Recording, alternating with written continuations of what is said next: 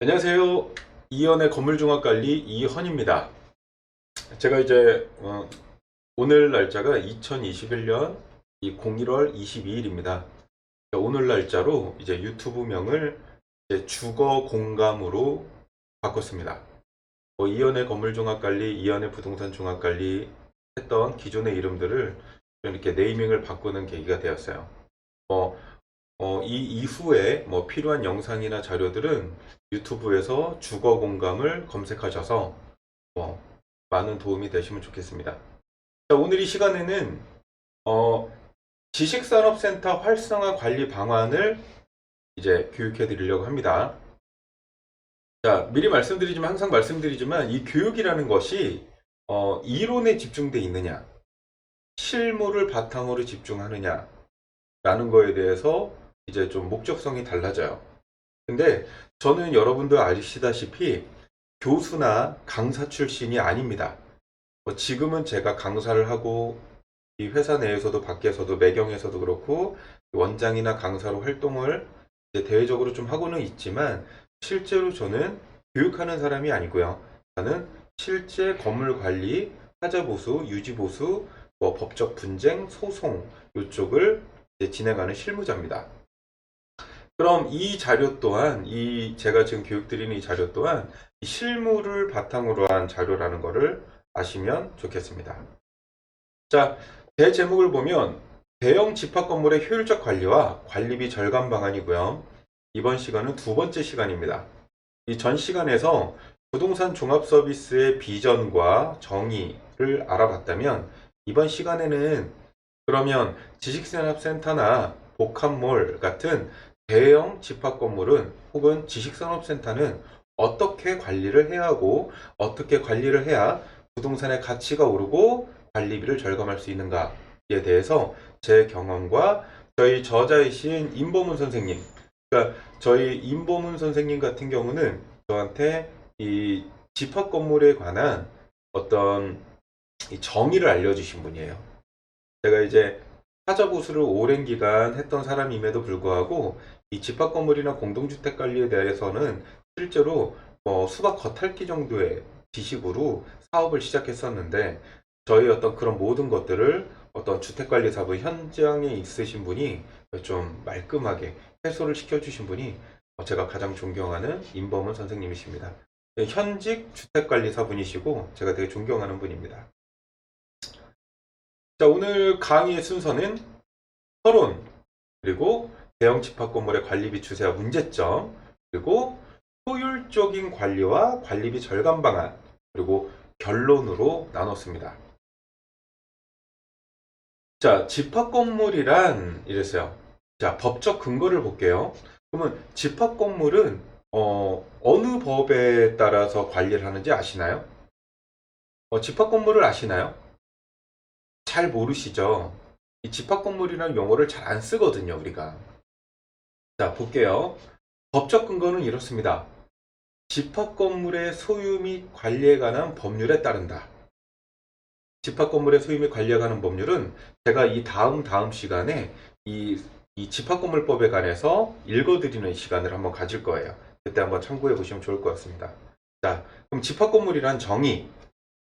집합건물은 한 동 건물 중 구조상 구분된 수개의 부분이 독립된 건물로 사용될 수 있는 건물이다. 간단하게 말씀드리면 건물을 한 동 졌는데 나 혼자 사는 그러니까 내가 혼자 사는 그냥 전체 라운지가 넓은 건물이 아니라 건물이 하나가 있는데 문이 각자 다르고 각각의 호실이 다르다. 우리가 흔히 알죠? 빌라, 상가, 그리고 주상복합. 또 뭐가 있죠? 아파트. 그러니까 모든 이런 지식산업센터도 이렇고 예를 들어 아파트형 공장도 전체지만 각각의 사무실이 다르다 라고 하는 게 이 모든 것들이 집합 건물이죠. 한 동 건물 중에 구조상 구분된 수개의 부분이 독립한 건물로 사용될 수 있는 건물이 집합 건물이라고 합니다. 실제 그러면 집합 건물이 아닌 건물은 전원주택이나 단독주택 같은 경우겠죠. 그 외에는 모두가 거의 다 집합건물입니다. 자, 집합건물의 발전 추세를 보시면 이렇습니다. 건축 시행자가 비교적 큰 비용 투자 없이, 여기서 중요하죠. 아주 큰 비용 투자 없이 다수의 구분 소유자 모임에 의하여 대형으로 건축할 수 있는 상품력과 정부의 부동산 완화 정책에 따라 다양한 형태의 지속적인 발전이 있을 것으로 예상됨이에요. 된다. 자, 사례로 보면 뭐 보라매 복합타운이나 상계동 신시가지, 분당, 판교, 일산, 도곡동 타워팰리스 등이 우리가 흔히 아는 집합건물의 발전 추세를 보면 알 수 있습니다. 뭐 저는 보라매 복합타운은 한번 가봤어요. 근데 뭐 상계동 신시가지나 뭐 도곡동 타워팰리스는 사고 싶지만 제 돈이 없어서 네, 저기 들어갈 수 있는 돈은 없지만 한번 보고 싶네요. 한번 가보고 싶고. 자, 여러분들도 이 교육을 받으시고 이 실무 전문 과정을 들으신 다음에 좀 좋은 기회를 얻어서 복을 많이 얻으셔서 저 도곡동 타워팰리스 같은 곳에 집을 한 채 사셨으면 좋겠습니다. 자, 집합건물의 용도별 분류를 볼게요. 그럼 집합건물은 그러면 어떤 기능을 가지고 있는가라고 보시면, 자, 크게 구분을 보시면 주기능 요소와 부가기능 요소가 있어요. 그러면 주기능 요소는 뭐냐? 집합건물의 주기능 요소는 뭘까? 보면 자, 세 가지입니다. 주거, 업무, 상업으로 나누어져 있고요. 자, 우리가 흔히 잘 아시죠? 주거. 지금 살고 계신 집. 그리고 현재 거주하고 있는 공간. 뭐 내 집이든 내가 월세로 살든 전세로 살든 내 자가든 모든 건물이 포함되어 있죠. 이 주거. 두 번째는 업무. 업무는 이제 오피스텔, 회의실, 소규모 사무실, 뭐 벤처기업 사무실, 뭐 지식산업센터 사무실 많이 있죠. 지금 뭐 이 영상을 촬영하고 있는 저희 대치동에 있는 저희 포스타 빌딩 같은 경우도 업무 공간이죠. 저는 그 업무 공간에서 지금 일을 하고 있는 사람이고요. 그렇죠? 자, 그러면 주기능 요소의 세 번째 상업. 상업은 도매, 소매, 판매업종, 할인점 등의 서비스 계통 업종, 수리업체 등이 이제 상업 요소로 사용할 수 있다는 거죠. 그렇죠? 이게 주기능이랍니다. 집합건물은 대부분 주거 또는 업무 또는 상업시설로 이용이 가능하다라고 지금 정의를 하고 있어요. 자, 그럼 부가기능 요소는 뭘까요? 자, 부가기능 요소를 보시면 첫째로는 숙박시설, 뭐 호텔, 뭐 비즈니스 호텔 많이 있죠? 이런 숙박시설이고요. 두 번째는 문화 관련 시설, 영화관, 전시장, 공연장, 갤러리 등이 있고요. 자, 체육여가 시설, 공공시설 및 휴게시설 이 모든 것들은 이 집합건물의 부가시설 요소다라고 알고 계시면 좋을 것 같습니다. 자, 그러면 기존에 그러면 집합건물의 어떤 관리 업무의 문제점은 무엇이 있을까? 왜 관리비는 비싸고 실제로 어떤 문제점들이 있을까? 왜 그럴까? 라고 보자면 이렇습니다. 첫째로는 이 건축주의 판매 수익 극대 목적에 따라서 이 시행을 한 건물로서 준공 후에 관리에 관한 배려가 많이 부족하다는 거죠. 근데 이게 모든 그냥 제가 얘기하는 부분은 어떤 건물이다 라고 특정 질 수 없고 대부분 우리나라에 있는 건물 중에 99%는 모두 다 이런 문제점이 있죠. 시행시공사분들이나 최초의 MD 구성하는 분들이 이 판매 수익 극대화의 목적에 따라서 건설을 하기 때문에 그 이후에 실제적인 건물의 생애주기나 하자 생애주기에 관련된 부분이 굉장히 부족하죠. 두 번째로는 대형 집합 건물의 관리 업무에 참고할 만한 실무 서적이 미비합니다. 실제로 죄송합니다. 제 딸내미 컬러링이거든요. 죄송합니다. 자, 실제로 대형 집합 건물의 관리 업무에 참고할 만한 서적이 굉장히 부족해요. 왜 부족하냐라고 한다면 우리가 실제 업무에서 사용하는 게 공동주택관리법, 집합건물법 이런 부분을 통해서 또는 이 관련된 뭐라 그러죠? 뭐 논문을 쓰신다는 분들 이런 많은 책들이 있어요. 근데 막상 현장에 가보면 사용할 것들이 거의 없습니다. 이게 그 주택관리사 하시는 분들이 있는 건 공동주택관리법에 있는 이제 특수한 경우예요. 우린 특수하다고 얘기합니다. 왜 특수하냐? 그러면 주택관리사 업무를 보는 그 건물들이 왜 특수하냐면 일반적으로 집합건물에는 모든 건물이 집합건물이면서 그 안에 일부 특수한 건물을 공동주택관리법으로 관리하자라고 해서 따로 그 법령이 있어요. 이게 뭐냐면 아파트로 건축이 돼서 승강기가 있으면서 150세대 이상이거나 또는 이제 뭐 3필지 300세대 이상의 뭐 사람들이 많이 거주하는 이런 공간 같은 경우는 어떤 분쟁이나 불만, 이런 이슈들에 관해서 실제로 어떤 법적인 제약이 있는 이 공동주택관리법이 적용이 돼요. 그런데 그 외의 건물이죠.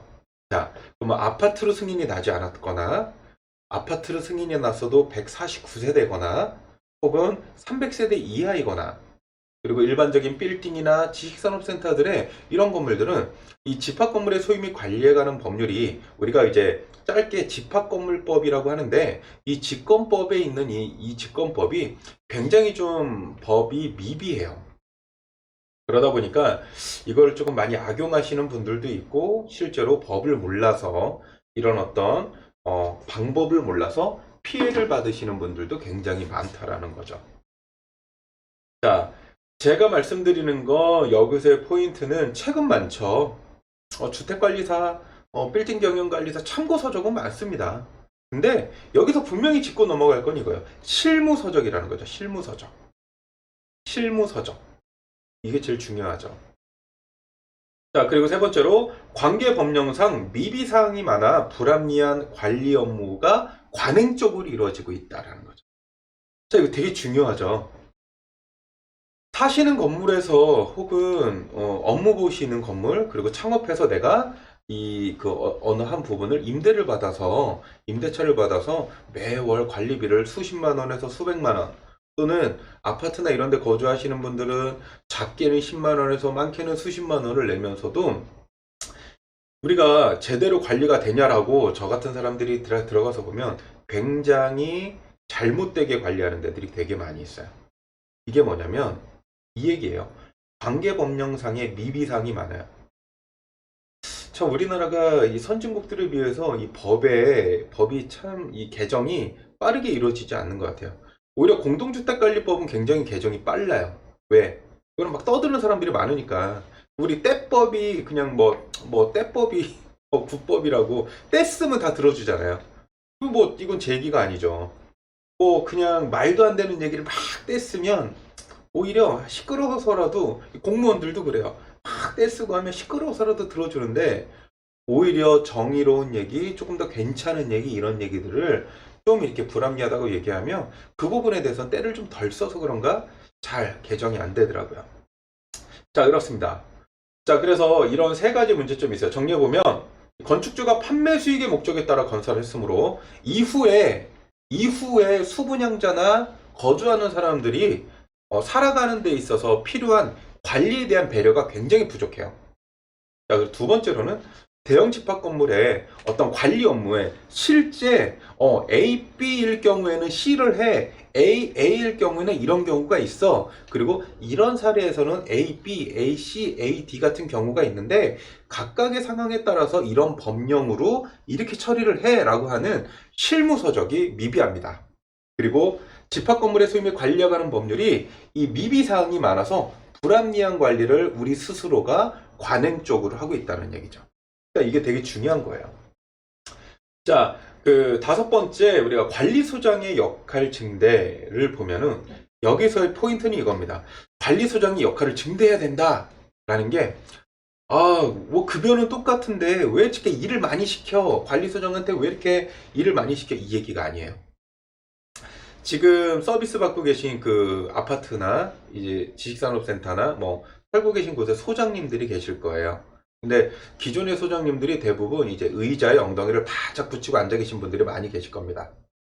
내가 왕년에 이랬고 나는 어떻고 그리고 난 뭐 주택관리사니까 뭐 기본적으로 입주자 대표 회의들이나 관리단의 눈치를 보면서 그냥 말도 안 되는 진짜 뭐 관계 법령하고 상관없는 일을 입대위가 얘기를 해도 이게 법적으로 불합리하다는 걸 얘기하기보다는 내가 잘리기 싫어서 그냥 그 사람들과 결탁해서 일을 처리하는 소장들이나 관리업체들이 굉장히 많이 있어요.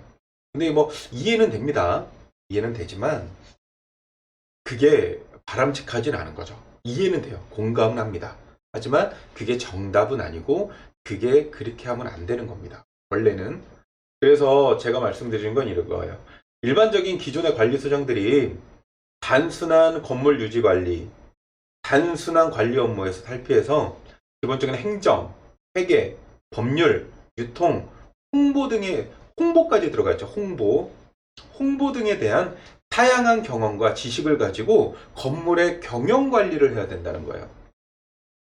제가 작년에 쓴 책에 이 부동산 관리도 경영의 시대라는 제가 매경 출판사에서 쓴 제 책이 있는데 거기서 얘기하는 게 이런 부분이거든요. 이 건물을 관리한다는 게 결국은 단순히 그냥 청소만 잘하고 점검만 잘하는 게 아니라 이제는 일반적으로 요즘에 주택관리소장들 초봉 급여이 한 240에서 50 정도거든요. 5년, 10년 되신 분들은 기본 한 300 정도, 200 후반대에서 300대 초반대 받아가시는데 저는 이렇게 생각을 해요. 이제 조금 이제 구시대적 관리 방법에서 조금 이렇게 신시대적 관리 방법으로 조금 이제 업그레이드 하셔야 된다. 그분들도 약간 밸류업을 하셔야 된다라고 보고 있습니다. 그러기 위해서는 행정, 회계, 법률, 유통, 홍보 등에 대한 다양한 경험과 지식을 가지고 건물의 경영 관리를 해야 돼요. 자, 그리고 행정관청 및 건축주, 시공사, 부분 소유자, 임차인 등이 이해상반의 중립적인 입장에서 일을 해야 됩니다. 되게 중요해요. 되게 중요합니다. 우리가 이 몇 년 전에 나와 있던 뭐 김부선 난방열사 사건이라든가 또는 뭐 관리소장이 뭐 횡령을 해서 떨어져 자살을 했다든가 뭐 이런 예를 들어 뭐 경비원이 갑질을 당해서 뭐 목숨을 잃으셨다든가 이런 굉장히 애도의 마음을 갖는 이런 안타까운 사건들이 계속 있는데 이게 왜 발생하느냐라고 한다면 첫째로는 그 아파트 단지나 건물 단지 지식사업센터를 관리하는 최고의 전문가는 관리소장이나 관리업체여야 됩니다. 그 사람들이 중립적인 입장에서 다양한 사람들과의 관계를 이 법 안에서 풀어주고 연결해주고 올바르게 관리했으면 조금 더 그런 어떤 피해를 보시는 분들이 많이 없다는 거죠. 결국은 그런 피해는 그분들의 어떤 목숨은 굉장히 큰 거죠. 하지만 그분들의 목숨을 통해서 더 큰 피해를 보는 건 입주자들이에요. 왜냐하면 그분들이 그렇게까지 아픔을 갖고 있는 시간 동안에 결국은 그분들을 억누르는 갑질을 하시는 분들로 인해서 그 많은 다수의 90% 이상의 입주자분들은 이 돈으로 지불하시고 계신 거예요. 결국은 저는 이렇게 생각해요. 마음이 잠깐 상하는 건 조금 다시 회복될 수 있지만 내 지갑에서 돈이 매월 몇만 원에서 몇십만 원이 나가고 그게 1년 다니면은 뭐 몇백에서 몇천만 원이 나간다? 전 그게 더 아까워요. 왜요? 꽃하러 쓰지 않을 돈을 그 사람들한테 줍니까? 그런 상황들이 결국은 전문적인 관리업체와 전문적인 주택관리소장이 이런 부분들을 잘 조율해 준다면 결국은 전체 입주자의 입장에서 일을 봐주는 주택관리소장이 있어야 된다라는 걸 여기서 조금 더 쉽게 좀 좋게 푸는 거예요. 자, 선량한 관리주의자로 신뢰감을 유지해야 된다라는 게 최고죠. 그렇죠? 결국은 100원을 받든 만 원을 받든 1000억을 받든 뭐 1조를 받든 간에 돈의 가치는 있잖아요. 똑같습니다. 결국은 약속이라는 거죠. 내가 1조의 가치에 되는 서비스를 100원을 받고 한다 하더라도 이 100원을 받고 해도 그 가치는 1조의 가치여야 돼요. 약속을 지켜야 됩니다. 그거를 주택관리사나 그 관련된 소장들 그리고 관리업체가 그 선량한 관리주의자로의 어떤 신뢰감을 입주자들한테 줄 수 있어야 돼요.